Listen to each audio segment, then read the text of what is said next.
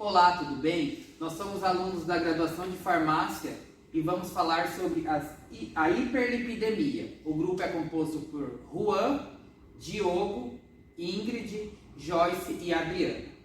Hoje nós vamos falar sobre a hiperlipidemia. O que é a hiperlipidemia? A hiperlipidemia é o aumento dos lipídios no sangue. Os lipídios são gorduras e isso pode causar as obstruções das artérias ou complicações cardíacas, também conhecidos também como dislipidemias. Aqui a gente pode ver que causa a obstruções das veias. Isso daqui seria a gordura ruim, o LDL, que a gente tem um macete para conhecer, que é como logo Deus leva. E a gente tem uma diminuição do HDL, que é o colesterol bom, que a gente grava com ele falando que hoje Deus livra. E daí, essa doença, ela tem sintomas, ela não tem sintomas e ela é causada por fatores genéticos e por fatores secundários. Nos fatores secundários a gente pode ver aqui como a má alimentação, o uso de tabaco e o sedentarismo, causando o aumento dos triglicerídeos, colesterol total, a diminuição do HDL e o aumento do LDL. Essas doenças, elas não apresentam sintomas, elas são diagnosticadas através de exames de sangue, ao qual, para um adulto, é recomendado de 5 em 5 anos. Neste exame, a gente avalia os valores de HDL, que o ideal é que esteja acima de 60 mg por decilitro. O LDL tem que estar abaixo de 130 mg por decilitro. E os colesteróis totais abaixo de 200 mg por decilitro e os triglicerídeos abaixo de 150. Aqui a gente tem que levar em consideração que pessoas que já têm comorbidades devem apresentar valores de LDL, colesterol e triglicerídeos os mais baixos possíveis. Aí aqui a gente tem uma imagem para ajudar o pessoal a lembrar do HDL e do LDL. E aqui a gente pode ver que a função do HDL é retirar o LDL, que é a gordura ruim das nossas artérias, para não causar obstrução. Agora a gente vai ver um pouco mais sobre o metabolismo do colesterol. O Diogo vai explicar pra gente. Diogo. Continuando o vídeo, vou falar um pouco sobre a classificação do ácido graxo. Eles se encontram então em duas divisões. A primeira seria os saturados e a segunda seria os insaturados. Lembrando que aqui a gente tem duas subdivisões, que é o cis e o trans, referente à minha cadeia carbônica. Aqui também nós temos o nosso colesterol, tá bom? Lembrando que ele seria a parte de esteróis. Vamos relembrar então um pouquinho do conceito de saturados e insaturados. Quando eu falo de saturados, eu estou abordando somente ligações simples, tá? Lembrando que essas cadeias carbônicas aqui são cadeias abertas e longas com 10 a 24 átomos de carbono. Então, são cadeias enormes, tá bom? Enquanto os insaturados já contêm o quê? Uma dupla ligação. Os saturados são de origem animais, têm um ponto de fusão elevado, por isso que, meu produto final é o quê? Sólido. Tá? Enquanto os insaturados têm um baixo ponto de fusão e seu produto final são o quê? Líquidos a temperatura ambiente. Exemplos que nós temos aqui são o nosso óleo de soja e o óleo de milho. Tá, mas aonde você quer chegar, Diogo, falando sobre isso daí e tudo mais? Eu abordei o quê? O meu ácido graxo, lembrando lá, né, que são cadeias carbônicas muito longas e tudo mais. Chega um momento, né, que a gente vai ocorrer um processo chamado de beta-oxidação. Esse processo ocorre principalmente na parte da mitocôndria, tá? Pelo qual o ácido graxo vai ser convertido no meu quê? Acetil-CoA. É uma parte muito importante aqui, galera. Olha só. Essa aqui é uma etapa onde a gente vai falar sobre um pouquinho da biossíntese do colesterol. É onde a gente vai começar a entrar um pouco na parte de bioquímica, tá bom? Lembra do meu acetil-CoA? Olha aqui, Essa parte aqui que a gente vai ter, na verdade, 3, tá? São 3 acetil-CoA, formando o meu acetato. Ele vai ser convertido em mevalonato, lá que é a minha primeira etapa do meu processo. Depois, tem uma parte muito importante, que é aqui que a gente vai falar sobre uma enzima, que é a parte fundamental onde causa o aumento e influencia na quantidade do meu colesterol. Depois o mevalonato se transforma em isopropeno ativo. Depois desse processo a gente tem a formação do meu escaleno e por fim a gente tem a etapa do meu colesterol. Lembra que eu falei? Olha só, olha o tamanho da minha cadeia carbônica aqui, ó. Como ela é muito grande. E a característica principal são os meus anéis aromáticos, tá bom? E lembra que eu falei lá, tem uma etapa muito importante, onde a gente tem a parte da formação do mevalonato, aqui ó, essa parte aqui, intermediária entre o 3-acetato, acetil-CoA, juntamente com a parte do mevalonato. Nessa fase aqui, ó, a gente tem a enzima o quê? HMG-CoA redutase. Essa enzima, só relembrando que eu tinha comentado também, ela é responsável pela quantidade do meu colesterol. Existem alguns medicamentos, o que faz o quê? A inibição dessa enzima. Tá? Hoje a gente pode citar um exemplo que é da simvastatina, que é usado, uso contínuo, que a grande maioria de pacientes usam, né?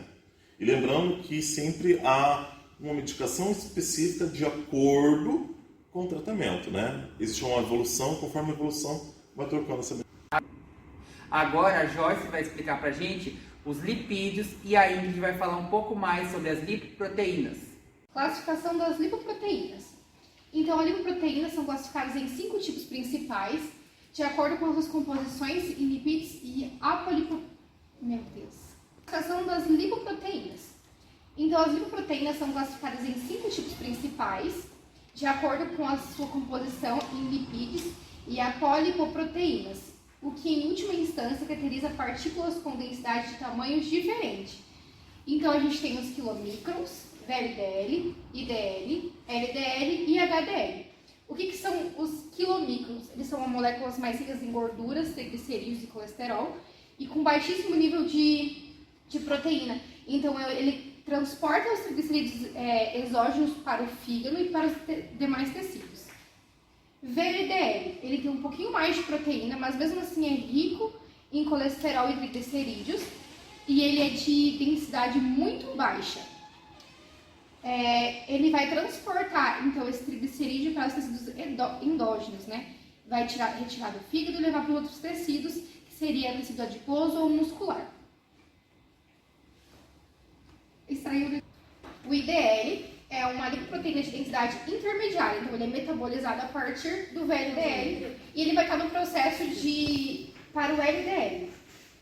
O LDL já é uma lipoproteína de baixa densidade, ele ainda carrega muita gordura, mas ele tem mais colesterol e um pouquinho mais de proteína. Então ele também é conhecido como colesterol mau ou colesterol ruim, porque ele vai influenciar que tenhamos doenças cardiovasculares.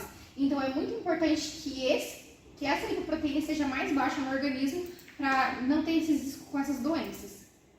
E, enfim, o HDL, ele é uma lipoproteína mais rica em proteínas, baixíssimo colesterol e tem bem pouca porcentagem de gordura, por volta de 4%.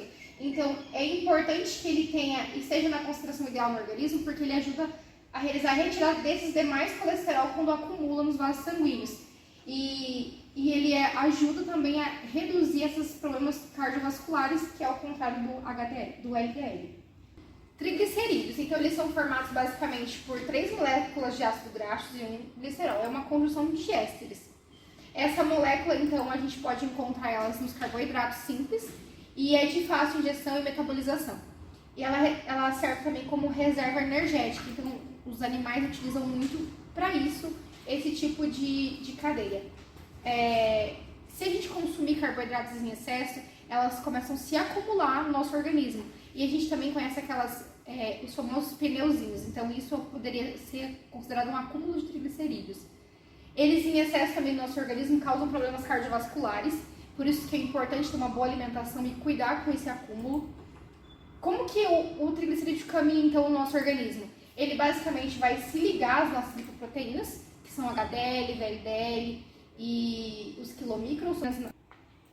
Então, esses triglicerídeos vão caminhar pela nossa corrente sanguínea acoplados nas nossas lipoproteínas, que seriam o HDL, VLDL e os quilomicrons. Eles conseguem, então, se agregar nessas lipoproteínas e andar no nosso organismo e, em excesso, eles vão causar acúmulo na nossa corrente sanguínea.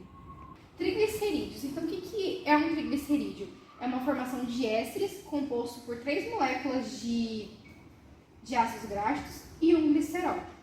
Então, o triglicerídeo, como a gente adquire, como que ele é formado? Então, o triglicerídeo a gente consegue consumi-lo através de carboidratos simples, que seria o pão, a batata, esse tipo de alimento, e a gente consegue também fazer um acúmulo dele no nosso organismo.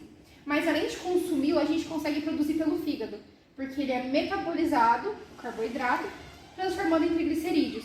Então, esse triglicerídeos em excesso no nosso organismo, ele vai causar problemas cardiovasculares, porque ele vai começar a acumular, pode entupir os nossos vasos. Então, é muito importante que esteja em equilíbrio. Como que o triglicerídeo caminha, então, pelo nosso organismo? Ele consegue se ligar nas lipoproteínas, que é o HDL, VLDL e o LDL, e ela vai começar a caminhar pela nossa corrente sanguínea. Então, em excesso, como eu disse, ela vai começar a acumular por causa desse caminho que ele consegue fazer no organismo. Os níveis aumentados dessas biomoléculas orgânicas compostas são as responsáveis por aproximadamente 50% do risco atribuível a enfermidades ateroscleróticas cardiovasculares, processo do qual também participam outros fenótipos como componente hereditário, como diabetes, obesidade e a síndrome metabólica. Os principais lipídios do nosso organismo são os ácidos graxos, o colesterol, os triglicerídeos e os fosfolipídios. Os lipídios, eles são moléculas insolúveis em água. Então, para que eles sejam transportados pela nossa corrente sanguínea, é preciso se ligar a transportadores. Agora, a Adriana vai explicar para a gente a formação e os transportes das lipoproteínas.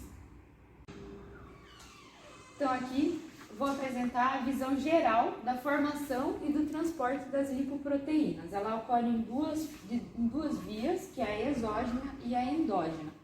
A via exógena, ela vai se iniciar lá no intestino, quando é feita a absorção dos lipídios alimentares, mais o glicerol, que vão formar o colesterol e os triglicerídeos, que juntos vão formar os quilomicrons. Os quilomicrons, eles vão ser enviados para a corrente sanguínea. Lá na corrente sanguínea, eles vão sofrer a ação das lipoproteínas lipases. E aí, eles vão ser enviados para os tecidos do nosso corpo, através dos ácidos graxos livres.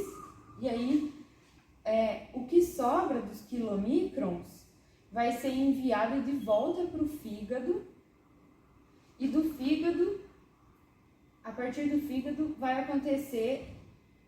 começar a via endógena, onde vai ocorrer a formação do VLDL. O VLDL, ele é rico em triglicerídeos e pobre em colesterol. Aí o VLDL ele vai ser enviado para a corrente sanguínea, onde de novo ele vai receber a ação das lipoproteínas lipases, onde vai ser enviado com ácidos graxos, parte dele vai ser enviado como ácidos graxos para os tecidos novamente, e o restante dele vai ser transformado em IDL, que é de VLDL, ele vai perder uma parte dos triglicerídeos com a ação das lipoproteínas lipases, transformando no IDL. E aí o IDL novamente vai sofrer a ação das lipoproteínas, perdendo ainda mais triglicerídeos, se tornando rico em colesterol e se transformando no LDL.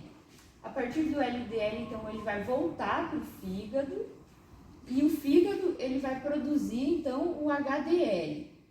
E aí o HDL ele vai ser enviado para os tecidos, do nosso organismo e vai circular no nosso corpo, retornando através do transporte reverso do colesterol até o fígado novamente. Agora a gente vai ver com o Juan quais são as consequências do mau funcionamento das vias metabólicas. Como vimos durante o vídeo, o processo de regulação da quantidade de lipídios é um processo complicado e bastante complexo, que deve estar funcionando corretamente.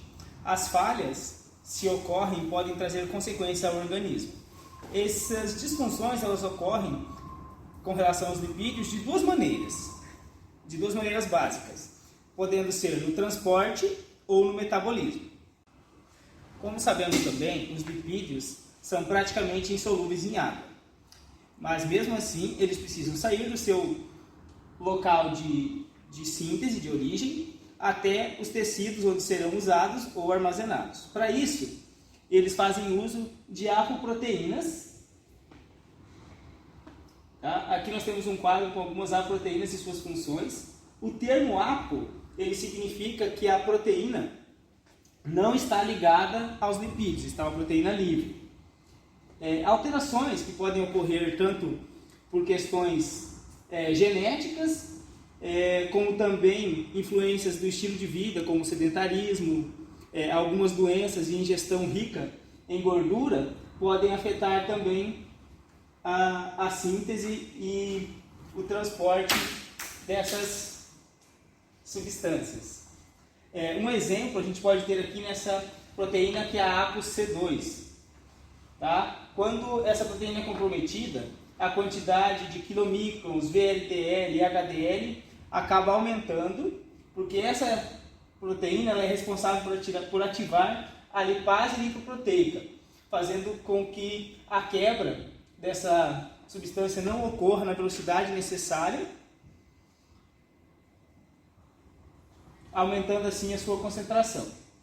Aqui nós temos também uma endocitose do HDL, que é a entrada do HDL dentro da célula. Ela também é mediada por proteínas, essa proteína B100, e também por receptores do ADL que são produzidos aqui no retículo endoplasmático e eles migram para membranas. Qualquer alterações que ocorram, tanto nesse receptor, mudando a sua conformação, ou com a apoproteína, não será reconhecido, então todo esse processo não irá ocorrer, então fazendo com que a concentração de LDL no sangue se torne maior. Quando a quantidade de lipídios consumidos e sintetizados são maiores do que a quantidade necessária para a produção das membranas, dos sais biliares, ocorre o acúmulo desse material no sangue. Um dos grandes males da sociedade industrializada é a aterosclerose, que é o acúmulo da gordura nos vasos sanguíneos. Esse problema ele se forma quando ácidos graxos livres se acumulam nesse espaço. Esse acúmulo, isso também pode ocorrer devido a falhas no transporte, a falhas na síntese desses lipídios. E esse acúmulo ele atrai células especiais que são os macrófagos. Esses macrófagos vêm, se ligam e começam a absorver esses lipídios. Mas esses macrófagos eles não se limitam nessa absorção. Então eles continuam absorvendo até se transformarem numa célula esponjosa. Essa célula tem esse nome porque quando olhadas em laboratório, essas células têm mesmo um aspecto de esponja. E essas células continuam absorvendo até que elas se rompem, sofrem uma lise e esse acúmulo acaba atraindo mais células que vão se misturando aqui com células do tecido muscular liso, com processo inflamatório e com mais gordura que vai sendo acumulada e vai formando essa elevação que pode ou trancar a veia ou ela pode se romper e formar coágulos que vão seguir até áreas mais estreitas, chegando no coração ou no cérebro, onde podem ter hipertrofia ventricular, insuficiência cardíaca, AVC e infarto do miocárdio, que são as maiores causas de morte na nossa sociedade industrializada. Espero que esse vídeo tenha ajudado você. E o nosso grupo agradece, muito obrigado e até a próxima videoaula.